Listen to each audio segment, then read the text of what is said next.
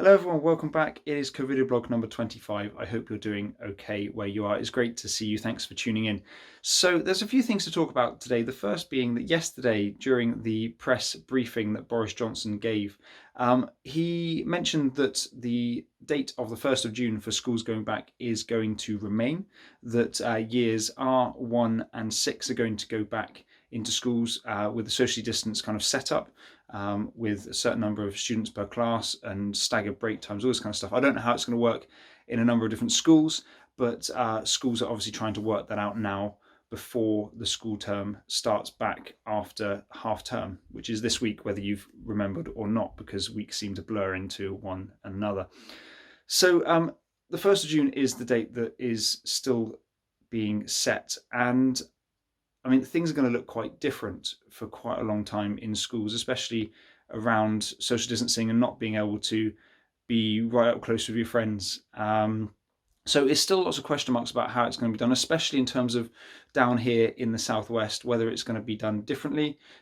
Each school has the guidance that they have to follow, but also, you're taking into consideration the different things in the local community as well. So there's lots of question marks around what it's going to look like, so it's quite hard to think about that right now. But when schools go back, and obviously year 10s, I think, and year 12s are going to be kind of getting in at some point to have some support with exams and things like that, or revision.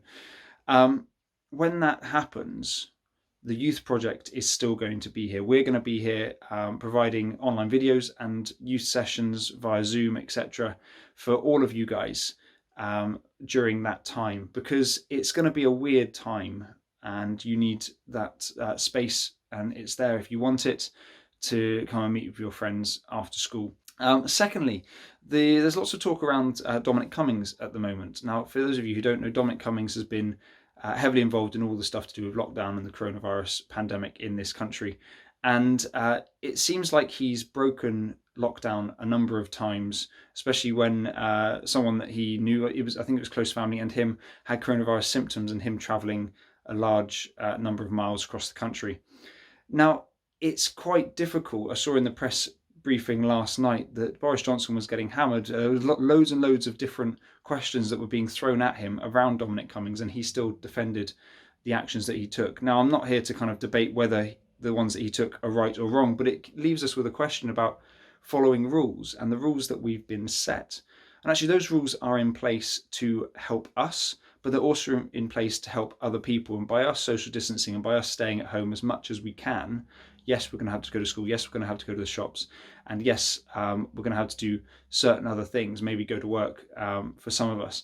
But actually, it's really important that we do try as much as we can to social distance, because that is how we can cut down on the coronavirus being spread. And that's something that has been said right from the beginning from Boris Johnson and from the scientific experts, that actually this is really important to do. And we can see that the level is kind of gradually coming down. But if we kind of give up now, then it's going to shoot back up. So we really need to be on top of it. And it's things like this around the Dominic Cummings stuff that makes us think, well, maybe they've got one rule and we've got another.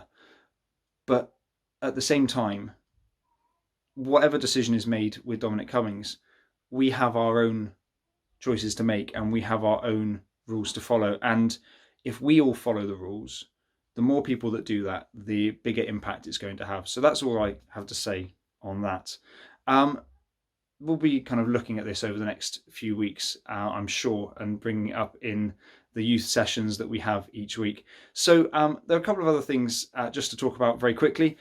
Tomorrow is our Minecraft Realm session. It's our first one. If you're interested in that, please do get in touch and you can jump in on the world, and we're going to have quests, we're going to have lots of building projects and all this kind of stuff that we can work together towards. On Thursday, we've got a Zoom session once again at 4 o'clock for anyone who wants to get involved in that. Wednesday, we have our next competition, which will be launched, and that's your chance to win a £10 Amazon gift card. But it's important that I now point out the winner of this week's competition.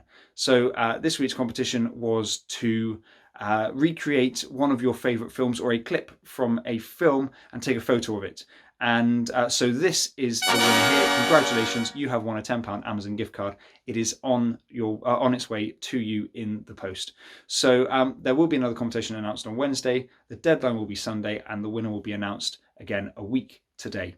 So I hope you're doing okay, and take care, stay safe, and I'll see you soon.